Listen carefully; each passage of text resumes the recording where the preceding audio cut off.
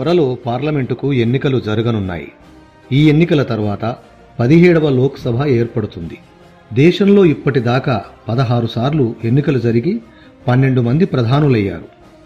నెహ్రూ, ఇందిర ఎక్కువ కాలం ప్రధానిగా ఉన్నారు.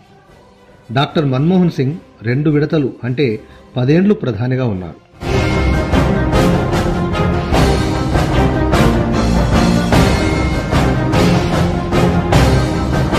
మన దేశం 1950 జనవరి 26న గణతంత్ర రాజ్యంగా, ఇంగ్లీష్లో చెప్పాలంటే రిపబ్లిక్గా అవతరించింది.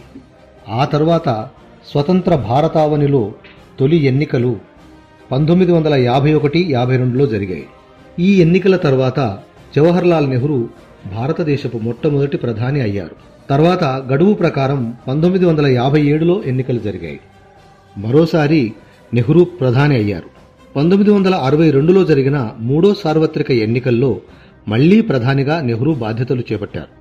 ఇలా వరుసగా 3 సార్లు ప్రధాని పదవి చేపట్టి రికార్డు సృష్టించారు నెహ్రూ.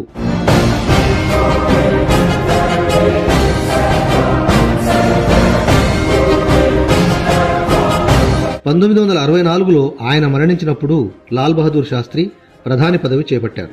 1966లో శాస్త్రి సోవియట్ పర్యటనలో ఉండగా తాష్కెంట్లో హఠాత్తుగా మరణించారు. అప్పుడు ఇందిరాగాంధీ మొట్టమొదటిసారిగా దేశానికి ప్రధాని అయ్యారు. 1964లో నెహ్రూ మరణించినప్పుడు, 1966లో లాల్ బహదూర్ శాస్త్రి మరణించినప్పుడు తాత్కాలిక ప్రధానిగా 2 సార్లు గుల్జారీలాల్ నందా వ్యవహరించారు. 1967లో గడువు ప్రకారం ఎన్నికలు జరిగాయి. ఇందిర మరోసారి ప్రధాని అయ్యారు. 1971లో ఎన్నికలు జరగగా ఇందిర 3వసారి ప్రధాని పదవి చేపట్టారు. 1975లో ఇందిర ఎమర్జెన్సీ విధించి అపఖ్యాతి పాలయ్యారు.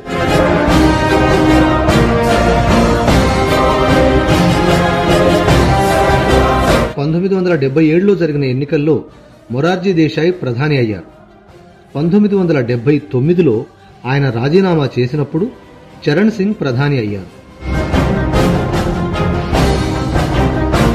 1980 ఎన్నికల్లో ఇందిర మళ్లీ ప్రధాని అయ్యారు.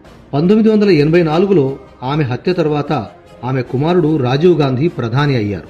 1984 ఎన్నికల్లో కాంగ్రెస్ విజయం సాధించడంతో రాజీవ్ గాంధీ మళ్లీ ప్రధాని పదవి చేపట్టారు. 1989 ఎన్నికల అనంతరం విశ్వనాథ్ ప్రతాప్ సింగ్ ప్రధాని అయ్యారు. ఆయన రాజీనామా చేసిన తర్వాత చంద్రశేఖర్ ప్రధాని పదవి చేపట్టారు. 1991 ఎన్నికల తర్వాత పివి నరసింహారావు ప్రధాని అయ్యారు.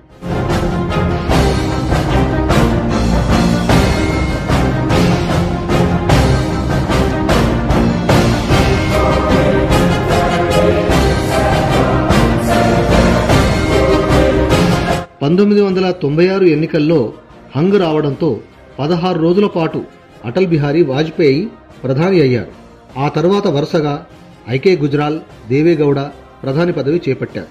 1998 ఎన్నికల అనంతరం వాజ్పేయి మరోసారి ప్రధాని అయ్యారు.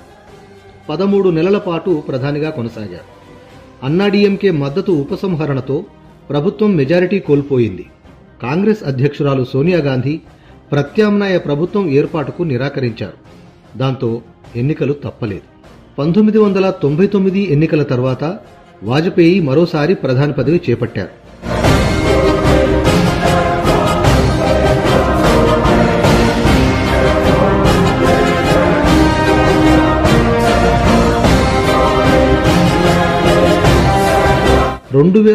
ఎన్నికల అనంతరం డాక్టర్ మన్మోహన్ సింగ్ ప్రధాని అయ్యారు. 2009 ఎన్నికల తర్వాత డాక్టర్ మన్మోహన్ సింగ్ రెండోసారి ప్రధాని పదవి చేపట్టారు.